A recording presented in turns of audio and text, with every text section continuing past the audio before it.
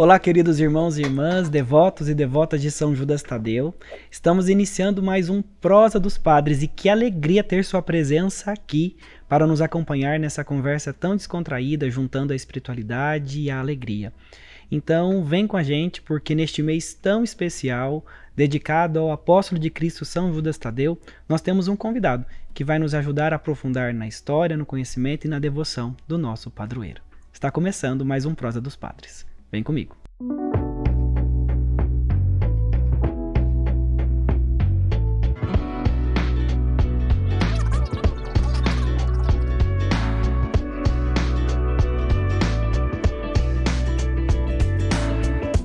E hoje o nosso convidado especial para este mês do nosso padroeiro São Judas Tadeu é o nosso pároco e reitor, Padre Daniel Aparecido de Campos. Seja bem-vindo ao nosso Prosa dos Padres. Obrigado, Padre Saíde. Para mim é uma alegria também estar aqui no programa, falando um pouquinho sobre o nosso santuário, falando sobre a devoção a São Judas Tadeu, cada vez mais divulgando, fazendo o nosso padroeiro São Judas Tadeu ser mais conhecido e fortalecendo este momento importante para a nossa paróquia, nosso santuário. Sim, e obrigado por o senhor ter aceitado o nosso convite.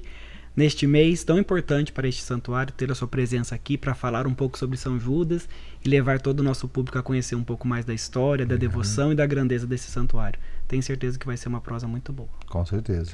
Padre, então, para começarmos essa nossa conversa, antes de chegar aqui no Santuário São Judas Tadeu, o senhor já conhecia a grandeza da força de São Judas Tadeu nesse caminho, nessa bonita trajetória de devoção, né? Ou quando o senhor chegou aqui que o senhor pôde perceber a força da devoção a São Judas Tadeu, esse apóstolo de Cristo?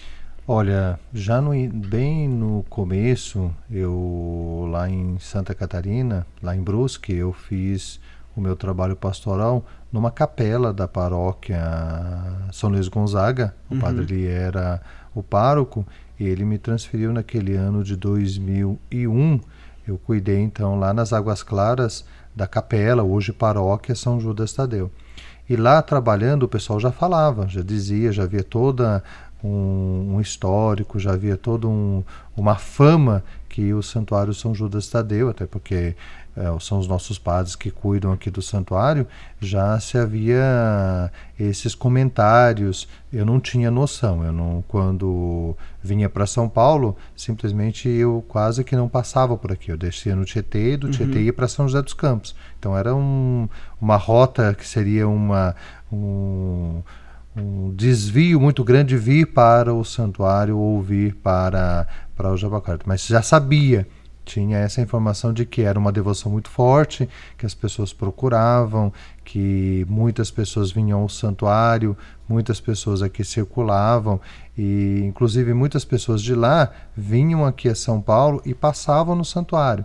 Então a gente ia lá, os jovens da época lá, eu trabalhava com o grupo de jovens Javé e muitos diziam, olha, eu passei lá e estive lá no santuário São Judas Tadeu. Então é um santuário conhecido e naquela época eu já sabia que tinha aqui um ponto de devoção importante que ecoava em vários lugares, né? Mesmo indo em algumas outras paróquias, outras cidades, se falava, mas não de conhecer presencialmente, só a fama. Sim. Então, eu posso dizer que o santuário tem fama e que essa fama realmente se espalhou ao ponto de que vim para cá em 2018 e já lá em 2001 eu já sabia que as pessoas comentavam sobre o santuário, sobre a força da devoção a São Judas Tadeu aqui em São Paulo e lá também. Então a paróquia, ou a comunidade na época, o pessoal tinha um carinho muito grande e eu aprendi a conhecer, a gostar de São Judas Tadeu a partir desse.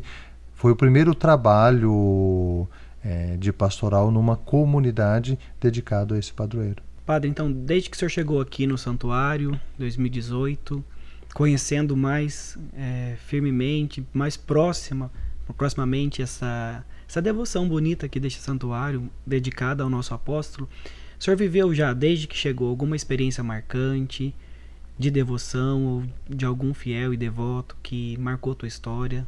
Sim, são várias pessoas que relatam, né? Mas o que mais me marcou mesmo foi o ano passado, nas reformas que nós tivemos dos altares, né? Eu, naquela preocupação de fechar a igreja para que as pessoas não respirassem o ar com aquele pó de mármore, né? Porque aquele é muito perigoso, faz muito mal para a saúde. Então, a necessidade era fechar a igreja antiga para que pudesse fazer o trabalho e fazer a limpeza, e o povo não deixou. Muitas pessoas mandaram mensagens, muitas pessoas reclamaram. E quando eu cheguei, eu vi a cena de uma pessoa indo de joelhos da porta da igreja até o presbitério da igreja antiga, com aquela nuvem de poeira que estava dentro da igreja. Então, para mim, isso é um testemunho de fé. A pessoa, ela quer expressar o seu carinho, o seu afeto, quer dar a sua resposta, quer cumprir a sua promessa, independente do que circunstâncias existam. Ou seja, ela precisa, ela quer fazer e ela não mede esforço. Isso para mim é um gesto de fé, é um gesto de devoção muito grande. Então isso para mim ficou muito marcado. E foi o ano passado, foi dentro daquelas reformas que a gente estava fazendo ali no santuário. Esses dias eu passei perto das 10h30 da noite, ali em frente à igreja antiga, e tudo fechado.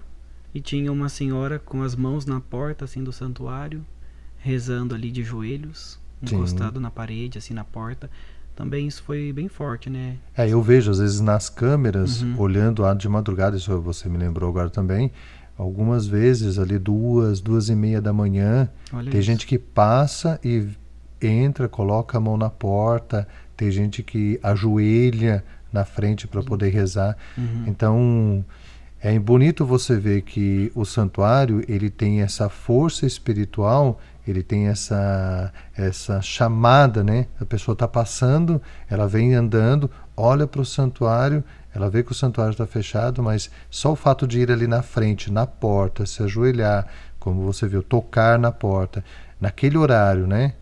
Ninguém está vendo. Ela, a pessoa que estava ali, ela sabe que ninguém está vendo, porque está todo mundo dormindo. Ela não imagina que tem uma câmera de segurança e que alguém está olhando. Olhando, né? Então, você vê, a qualidade dessa demonstração, ela é muito íntima. Ela é muito... Porque a pessoa tem a impressão de que ela está sozinha. Então, também eu acredito que Deus faz a gente perceber essas situações para dizer algo para a gente. Porque, no fundo, é um testemunho de fé muito grande, é um testemunho de amor e de carinho muito grande. Com certeza. A gente aprende muito vendo a devoção deles, né? A gente aprende a crescer também na nossa. Bonito. Lembrando que na história do santuário, quando se inaugurou a igreja nova, os padres queriam destruir a igreja antiga. Eles queriam derrubar a igreja antiga por questões de espaço, né? E o povo fez toda uma mobilização para não derrubar a igreja antiga, para que a igreja antiga continuasse em pé, porque eles diziam que é a casa do santo, é a casa de São Judas. Sim. Eles estavam acostumados com todo aquele cenário que existe ali na frente da igreja antiga. E eles conseguiram, né? O padre ali na Semana Santa, se não me engano, no Domingo de Ramos, ali, decidiu e deu o comunicado, e disse que foi uma grande festa entre a comunidade o fato deles terem conseguido convencer os padres para não destruir a igreja antiga. Eu digo, graças a Deus, ainda bem que eles escutaram, porque a gente sabe que hoje a igreja antiga é um espaço de oração, é uma capela especial para a devoção a São Judas Tadeu. Sim. Falando do Santuário São Judas, é o interesse da gente tornar este santuário como o maior santuário urbano do mundo. E a gente sabe que nós temos potencial para isso, haja vista a movimentação das pessoas que passam por aqui, a expressão de fé e devoção. Entre todos os apóstolos, a gente não percebe muito carinho ou devoção para com todos, né? São Judas acaba tendo um privilégio de ser um apóstolo querido pelo povo, né? Talvez pelo longo da história se perdeu um pouco de proximidade com os apóstolos. Você acha que o santuário tem alguma importância? Pode contribuir para aumentar a fé ao apóstolo São Judas Tadeu? Com certeza. No Brasil, no mundo? Com certeza. O nosso santuário, ele é o segundo. O primeiro santuário que surgiu é o do Rio de Janeiro, né? Mas em tamanho nós somos o primeiro, então, e o maior. Então, a pretensão de se tornar o maior santuário de devoção, o maior santuário urbano de devoção a São Judas Tadeu, Isso é algo que também temos como objetivo, como meta, para que a devoção a São Judas ela possa propagar-se cada vez mais. Mas com certeza, a devoção a São Judas Tadeu, ela foi crescendo, foi se desenvolvendo e em grande parte no início por causa da distinção. Então havia-se aquela confusão entre São Judas Tadeu e Judas Iscariotes, né? Então talvez para distinguir se ressaltou, e aí vem os nossos parabéns, né? O nosso reconhecimento ao primeiro pároco, o padre João Bicher, que fez esse processo de cunhar santinhos e entregar esses santinhos e fortalecendo essa devoção na cidade de São Paulo. Por ser uma cidade com um grande número de pessoas, e isso vai se espalhando aos montes, né? E ainda essa dinâmica devocional de produzir milheiros de oração e ser deixados nas igrejas, isso faz com que aos poucos as pessoas vão lendo e vão... Então, no início, essa devoção tem um pouco essa perspectiva de fazer um pouco essa distinção entre um e o outro, porque Judas Tadeu, sendo primo de Jesus, tem ali um apelo familiar também. Então, a devoção ela caminha um pouco dentro desses dois horizontes. Uma distinção entre Judas Iscariotes, aquele que foi o traidor, e dando um pouco de ressalto, fortalecendo ou dando destaque para o fato de que Judas Tadeu era primo de Jesus. Então, como é que o primo de Jesus foi esquecido? Foi esquecido por causa do fato da traição. Então, se eu tenho 2 Judas no grupo e um traiu, entende? Então acaba se perdendo um pouco o fato de que o outro é o primo. Então o outro faz parte da família. Então, um pouco até, vamos dizer assim, é uma reparação a essa atitude de ter esquecido um pouco alguém que era da família de Jesus. Então, a devoção, ela tem um pouco, ela ganha força cada vez mais por isso, porque quer se distinguir Judas Tadeu de Judas Iscariotes e se quer valorizar Judas Tadeu por ser um apóstolo e primo de Jesus, fazendo parte da família. Com certeza eles devem ter se visitado. Então não é muito distante a gente entender que Jesus tenha ido visitar seu primo, não tenha se relacionado com ele, como nós também nos relacionamos com os nossos primos, e para a cultura judaica ainda, o peso da família é muito grande. Então, uma reparação mesmo para a história, para a vida de Jesus, valorizar o seu primo e distingui-lo dentro daquele que fez um ato que talvez no contexto possa ter sido importante, né, para o processo de redenção, mas também tem seu peso ali negativo, porque é um traidor. Não tem como fugir do fato de que traidor é traidor. Sim. Por mais que Jesus teria morrido de uma outra forma, mas teria sido entregue de uma outra forma. Mas é uma traição, é algo ruim que se faz. E o próprio Jesus fala na Bíblia também que esse é o maldito, né?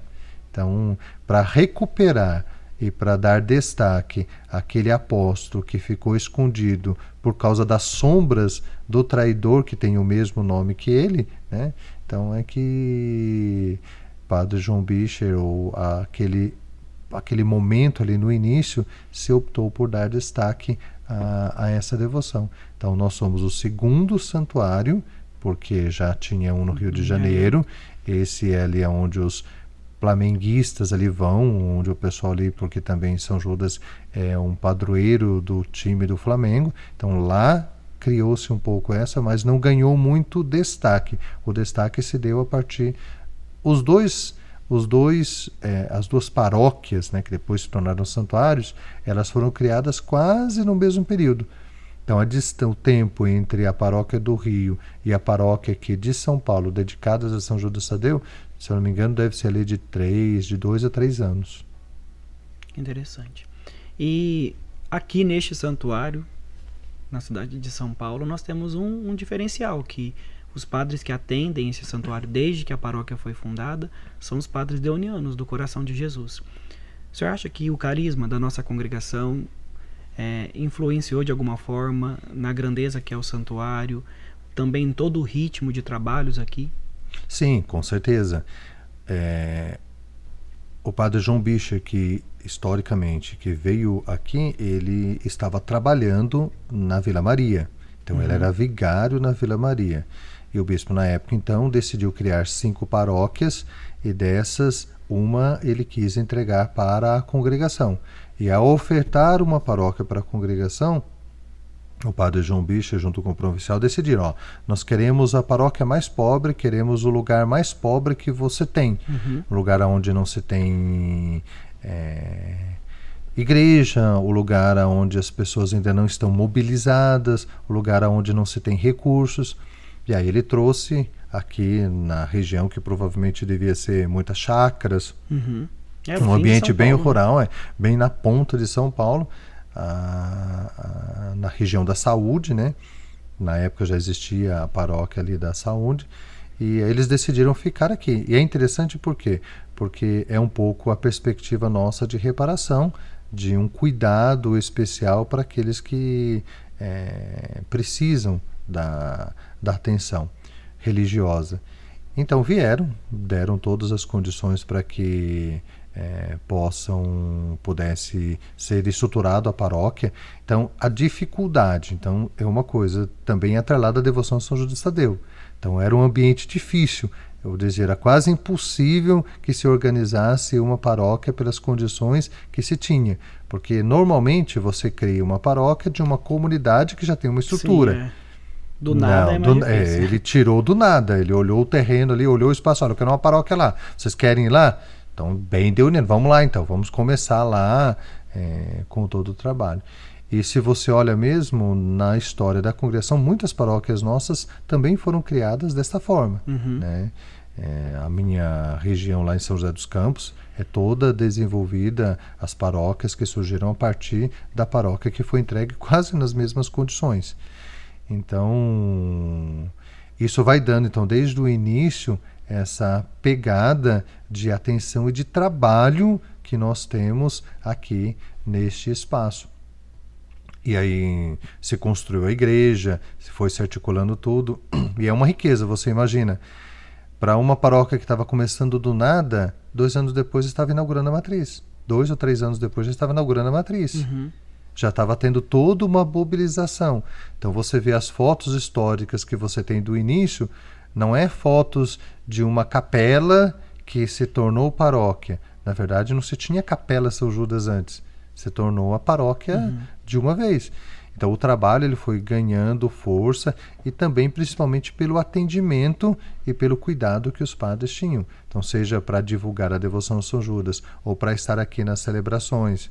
Então se você olha os livros históricos do santuário, você vê o cuidado que o padre João tem para pedir vigários, para estar dando suporte, para estar dando atendimento ao povo.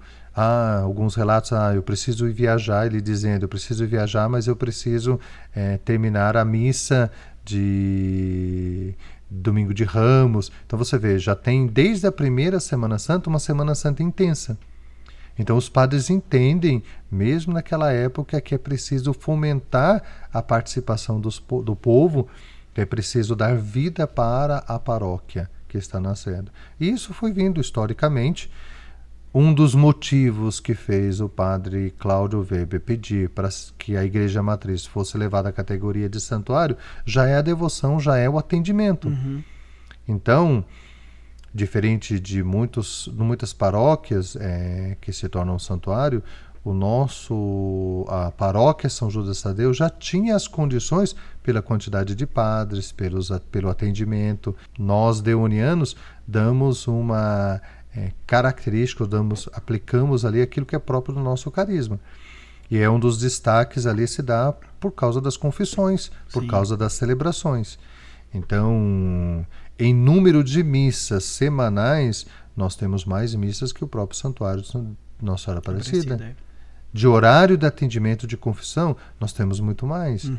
Olhando que nós não atendemos confissão comunitária, nós atendemos confissões individuais. Então, um espaço para reconciliação, um espaço para alimentar a vida espiritual, isso é muito próprio do nosso carisma e isso dá um pouco a identidade daquela que é a nossa maior obra dentro da província, que ganha mais destaque, que tem mais visibilidade e muitas pessoas. Você vê, essa semana nós estamos tendo as missas ali dos padres da Rádio 9 de Julho e muitas pessoas vão dizendo, nossa, como é bom retomar, relembrar toda a memória afetiva da frequência aqui no santuário. Então, os cuidados que os deonianos têm acabam favorecendo isso, acabam dando esse destaque. Então, atendemos bastante confissões, celebramos bastante missas, as pessoas frequentam, as pessoas vêm. Então, já vai construindo no imaginário das pessoas que o santuário, atendido pelos padres deonianos, é um espaço onde você pode vir limpar a alma e você pode alimentar a alma, você pode receber as bênçãos, você tem um serviço ali quase que intenso e por um bom tempo. Então vale ressaltar, nós temos 6 missas diárias, de segunda a sexta. De segunda a sexta nós temos 10 horas de confissão, das 8 às 20, né? Dá 10 horas, dá... 10 horas, né? Das 8 às... Da 12? Das 8 às 8? 12 horas. 10 horas no sábado e no domingo. É. Que é das 8 às 18, no sábado e no domingo. É bastante. É bastante. Para uma paróquia, para um espaço, é bastante. No sábado a gente tem 5 missas e no domingo a gente tem 8 missas. 8 missas, é. E aqui já foi muito concorrido na questão dos casamentos também. Você tem 5 missas no sábado porque não tinha espaço para celebrar por causa da quantidade de casamento que se tinha antes. Infelizmente, isso diminuiu, fruto até de toda a questão histórica que a gente vive, mas é um espaço que a gente consegue marcar aquilo que é próprio do amor e da reparação. E não é à toa que, por ocasião do ano jubilar, 25 anos de santuário, Dom Odilo nos intitulou de um oásis de misericórdia, né? De fato, as pessoas conhecem que aqui é um espaço de misericórdia mesmo. Eu passo por aí, às vezes, alguns eventos, feiras vocacionais. Quando digo que sou do Santuário São Judas, as pessoas dizem, eu já fui me confessar lá. Sim, isso é um sinal. Talvez o Padre Deon experimente uma alegria sobrenatural à medida que ele percebe o tamanho e a qualidade da obra que se tem aqui. Então, é uma riqueza as pessoas perceberem mesmo e, eu preciso me confessar, eu vou no santuário. Na época da pandemia, isso ficou muito claro. Na reunião em que ficou decidido que a gente ia continuar atendendo as confissões, a gente tinha claro isso. Como é que nós vamos deixar de fazer aquilo que é próprio nosso? Então, vamos dar as condições para que as pessoas possam vir. E aí a gente tinha pessoas vindo de várias cidades da região, de Guarulhos. Então, a fama, ela existe e é uma fama muito boa. Ou seja, eu preciso reconciliar com Deus, eu preciso buscar esse sacramento. O Santuário São Judas Tadeu as pessoas vão encontrar aqui. A gente faz de tudo para que as pessoas não esperem muito, mas é um espaço que é reconhecido mesmo pelas pessoas. E São Judas Tadeu foi um apóstolo de Cristo. O que isso significa para a história da igreja e também para a devoção popular? Que força isso tem? Olha, a devoção a São Judas Tadeu, ela ganha muito destaque, né, ali a partir do século VII, né, com São Bernardo de Claraval. Ele era um abade francês do século VII, um místico e doutor da igreja. Ele teve várias visões.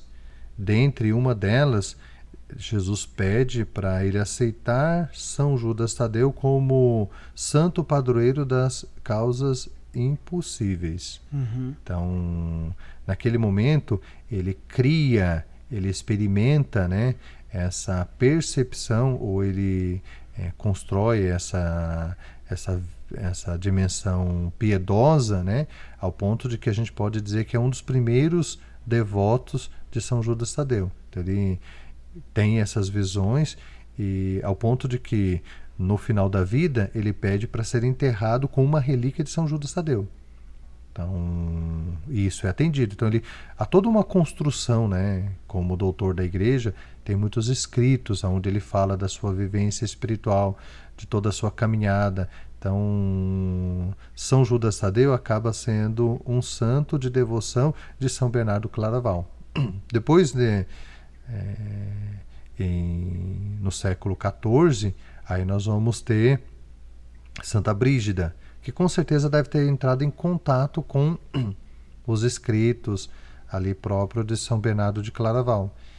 Nas suas visões, ela tem um convite de que uma das igrejas, ela deve ser uma mulher muito importante, né, Santa Brígida, ao ponto de que ela construía igrejas. E numa dessas igrejas, Jesus pede para que o 5º altar seja dedicado a São Judas Tadeu.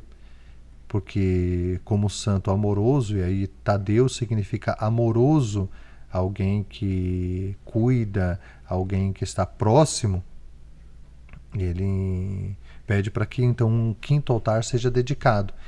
E ele, nessa visão, Santa Brígida tem a compreensão de que ele deveria ser o santo das causas difíceis. Então, lá com São Bernardo de Claraval, o santo das causas impossíveis. Ali com Santa Brígida, o santo das causas difíceis. Diferente de Santo Expedito. Né? Então a dimensão ali é um pouco diferente. Mas o que pegou mesmo é da Santa Brígida, que é o padroeiro das causas difíceis. Talvez pela importância que Santa Brígida tinha naquela época, ou tanto a importância dentro da perspectiva, né, civil, ou dentro da perspectiva religiosa pelo testemunho. Então a devoção foi ganhando força e ganhando destaque, né, e veio para o Brasil ali e vai ganhando força também. Então essa perspectiva de que São Judas atende às causas difíceis, às causas impossíveis, acaba atraindo as pessoas, e a qualidade da fé vai dar ali a condição para que a pessoa possa conquistar aquilo que ela está pedindo. Então, é muito bonito você ver que na véspera do dia de São Judas Tadeu, você limpe ali os bilhetinhos da parede, tire todos os papeizinhos ali de testemunhos, de pedidos, e no dia 28 aquilo lota de novo. Então, é um testemunho de fé que as pessoas realmente conseguem conquistar graças difíceis pela intercessão de São Judas Tadeu. Então nós temos 2 santos que estão vinculados à devoção a São Judas Tadeu. São Bernardo de Claraval, que é um doutor da igreja, e Santa Brígida, que é mãe, que é monja e vive ali dentro dessa dinâmica de uma igreja ali própria da Idade Média, aonde vai se propagando, construindo esse espaço. E de fato, quando eu olho para a imagem de São Judas ali na igreja antiga, ele tem um olhar muito terno, né? Parece que ele olha pra gente com ternura, né? E quando a gente se vê desesperado numa causa muito necessitada, difícil, poder contar com a poderosa intercessão dele, isso conforta mesmo, né? A gente vê que as pessoas vêm aqui, não vêm sem esperança, elas vêm com a esperança firme, né? De que pedindo para São Judas Tadeu, elas serão realmente atendidas. E se a gente tivesse como capturar todos os testemunhos, todos os milagres já acontecidos pela intercessão dele, nossa, teria uma história linda aí de fé e de devoção, né? Eu acredito que capturar tudo é muito difícil Muito, mesmo. Muito difícil. E talvez o que a gente não consegue capturar é a velocidade com que a fama se espalha. Entende? Então, é um exemplo claro, a devoção a São Judas Tadeu é um exemplo claro do inverso daquela situação. Você espalhou uma pena, abriu uma almofada, um travesseiro de pena numa torre, vai espalhar. E depois você não consegue juntar mais as penas. Então, a devoção a São Judas Tadeu é um exemplo claro disso ao contrário. Entende? Ou seja, se o mal se espalha rápido, a devoção a São Judas também se espalha muito rápido. E é muito difícil você medir a intensidade disso, porque é muito intenso. Então, foge às nossas condições humanas de aprender, de mensurar isso. Veja ali a quantidade. já temos pelo menos algumas caixas desses papeizinhos que ficam escritos ali para o testemunho ali na Sala dos Milagres. E é uma riqueza para a gente, como deuniano, cuidar deste espaço. Sim, e se ele não fosse mesmo um intercessor nas causas difíceis, essa fama já teria perdido, né? Mas quantos anos, desde que se compreendeu isso, né, de Jesus pedir, quando precisarem, em causas difíceis, recorram a São Judas Tadeu. Tantos anos e ainda as pessoas experimentam isso. Eu lembro de pequenininho, minha avó, perto da casa da minha avó, tem uma igreja dedicada a São Judas. Então eu também tenho essa memória, que ele é o santo intercessor nas causas difíceis, mais necessitadas, impossíveis, né? Com certeza. E também me lembro agora de momentos lá, lembro de uma paróquia dedicada a São Judas Tadeu em São José dos Campos, que hoje é um santuário conhecido também, e as pessoas iam lá buscar aquilo que era difícil. Ressaltar a figura de São Judas Tadeu também é ressaltar um apóstolo da igreja. Então, é um poder que, no fundo, vai se construindo dentro do ambiente da colegialidade. Sim, ele é uma coluna da igreja. É uma coluna da igreja. Então, é uma coluna muito importante. Então, é bonito perceber que as pessoas conseguem identificar, a partir das suas necessidades, que a bondade e o amor de Deus transcende mesmo os limites ali daquilo que seria lógico, daquilo que seria a regra. Então, é difícil, vamos pedir com fé que a gente consegue alcançar. Exatamente. E aí, como que os santos, especialmente São Judas, mas de modo geral os santos, podem nos ajudar nesse caminho de crescimento na fé, de devoção? Que auxílio eles nos dão? A partir do testemunho, olhando para o testemunho de vida de São Judas Tadeu, primeiro que ele não é um apóstolo, que ele tem muitos textos, né? Que ele tem uma carta, no Evangelho tem uma carta de São Judas, mas no corriqueiro dos textos do Evangelho, ele tem poucas intervenções.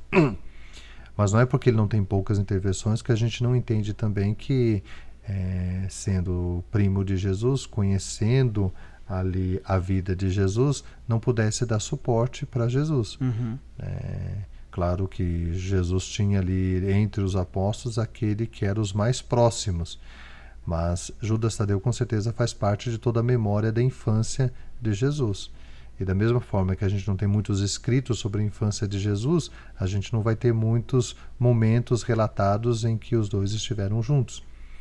Mas um apóstolo dentro da vida da igreja, ela ajuda dentro dessa dinâmica da unidade, ajuda dentro dessa dinâmica da percepção de que é uma igreja sólida, construída sobre 12 colunas, os 12 apóstolos, aonde eles transmitem aquilo tudo que é a riqueza própria conquistada pela redenção. Então, a devoção a um apóstolo é uma devoção à unidade da igreja, é uma devoção à riqueza da igreja, é uma devoção que fortalece a vida eclesial. Em São Paulo, outro grande apóstolo, no Santuário São Judas Tadeu, um apóstolo, isso vai mostrando a força do poder daquilo que Jesus vivenciou e que ele deixou como legado para que nós aqui, como igreja peregrina, pudéssemos exercitar e fortalecer a nossa fé. Então, com certeza, ter a devoção a um apóstolo é ter uma devoção vinculada a essa dinâmica da unidade dentro da eclesialidade, dentro da igreja. E falando desse legado, dessa herança que a gente herdou, né, dos apóstolos, de toda a caminhada da igreja. Ano que vem nós vamos celebrar o jubileu da igreja, né, 2025. E o santuário teve o privilégio de ser um dos escolhidos para abrir uma porta santa.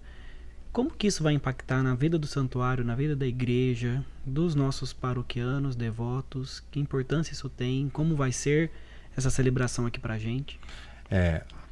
Diferente do outro ano jubilar, este ano a Porta Santa vai ser aberta somente em Roma. Entende? Claro que a gente, na minha alegria, na minha expectativa, eu esperava montar de novo a nossa Porta Santa. Então nós temos uma Porta Santa fruto do jubileu do nosso santuário.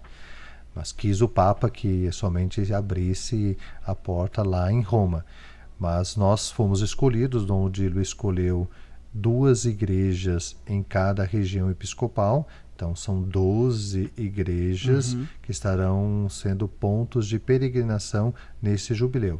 O ano que vem, o ano de 2025, é o jubileu de prata do 2º milênio do nascimento de Jesus Cristo. Então é um evento importante na igreja, porque a igreja vive desses momentos fortes jubilares. É uma marca no tempo de algo eterno. Então, se a gente acredita, a nossa fé ela é pautada por uma perspectiva de esperança, e o tema ali próprio do jubileu é a esperança, peregrinos de esperança. Se nós estamos numa igreja peregrina, caminhando no tempo 2025, celebrar o jubileu de prata do 2º milênio, para nós é um sinal de esperança. Nós estamos nesse processo de construção. Então, o santuário foi escolhido, nós seremos um ponto de peregrinação aqui na região Ipiranga, junto com o Santuário Nossa Senhora Aparecida de Moema. Então, nós vamos ali acolher os peregrinos que vêm para exercitar a sua fé e também ganhar as indulgências. Então, vai ser um ano onde vai ser concedido, né, a indulgência plenária, e é uma das nossas riquezas, ou seja, dentro da caminhada de peregrinar no tempo, nós temos a oportunidade, a partir do capital de graças que existe na igreja, sanar, eliminar as consequências da pena temporal. São aquelas manchas que ficam dos pecados que a gente acaba sendo perdoado. Então, é uma forma de reparar, né, a pureza que existe no nosso espírito. Então, nós teríamos essa oportunidade. Então, a igreja vai ser um ponto de peregrinação, estando em condições para poder ganhar a indulgência durante o ano todo, diferente de como foi no nosso jubileu, que eu fiz o pedido para a Penitenciaria Apostólica para conceder indulgências em algumas datas específicas. Agora não, agora é do dia 29 de dezembro até o dia 29 de dezembro deste ano, 2024, até 28 de dezembro de 2025. Então é um período, então eu posso lucrar, eu posso ganhar uma indulgência por dia. É isso que a normativa ali da penitenciaria diz. Eu posso lucrar uma indulgência por dia para mim ou para alguém falecido. Então é uma riqueza. A nossa igreja, ela é marcada, a nossa fé, ela é marcada por esses sinais. Por isso que os sacramentos são sinais da graça de Deus. As bênçãos são sinais sacramentais da graça de Deus.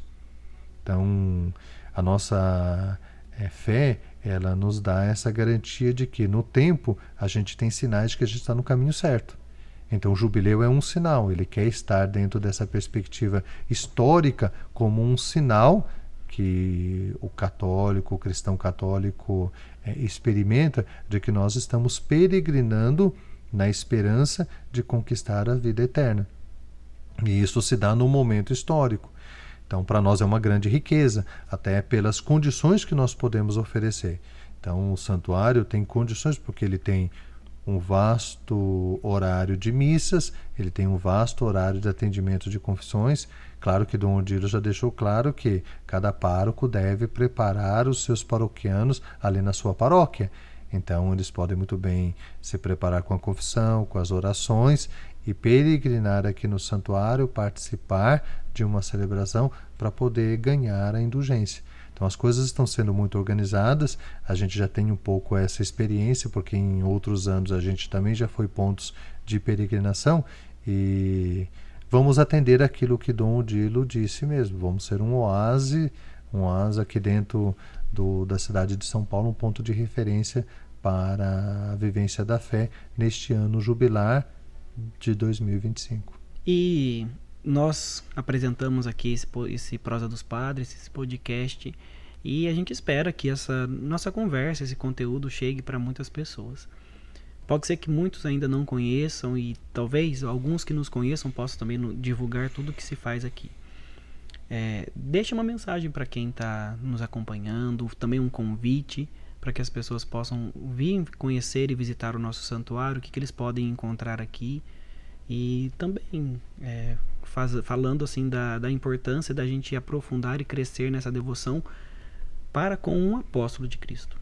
Ok, então a você que acompanha os nossos canais nas redes sociais, a nossa web TV Santuário São Judas Tadeu, de vir participar do santuário, das nossas atividades religiosas, vir se confessar, participar da missa, rezar aqui no santuário. É um espaço diferenciado de vivência espiritual. A nossa maior atenção aqui é o cuidado com a acolhida. Estamos sempre em processo de melhorias estruturais, humanas também, para que possamos acolher cada vez mais e melhor as pessoas que aqui vêm. Então, sinta-se convidado a conhecer essa devoção, e se você já conhece, se você já é devoto de São Judas Tadeu, venha aqui expressar seu carinho, sua fé, sua devoção, testemunhar a sua graça, para que essa devoção possa cada vez mais crescer e ser um sinal do amor de Deus. Neste ano de 2025, ano jubilar, sinta-se acolhido, venha participar aqui conosco, rezar e enriquecer essa grande família que procura exaltar, divulgar esse apóstolo tão querido por Jesus, que é o apóstolo São Judas Tadeu. Isso mesmo. Então, a gente espera encontrar com vocês, além do Padre Daniel, eu aqui, Padre Saíde, temos mais 8 padres aqui neste santuário, e a gente está de coração aberto, com os braços abertos para acolher cada um de vocês, para que vocês conheçam. Se vocês vierem aqui nos encontrar, pode dizer que nos viram aqui pelas mídias, por esse programa. A gente vai ficar muito feliz. Ajude-nos a divulgar o santuário, a dizer das belezas que a gente pode encontrar aqui. É legal, é bonito saber que as pessoas reconhecem o nosso santuário como um espaço de misericórdia, e a gente fica feliz em saber que as pessoas gostam de vir aqui. Nós também produzimos uma novena, né, Padre? Sim. Uma novena que você pode adquirir, rezar na sua casa, promover encontros com as suas famílias, com seus amigos. Então, para rezar, pedindo a intercessão de São Judas. Aqui também temos a novena perpétua, né? Sim, todo dia 28, às 11h15.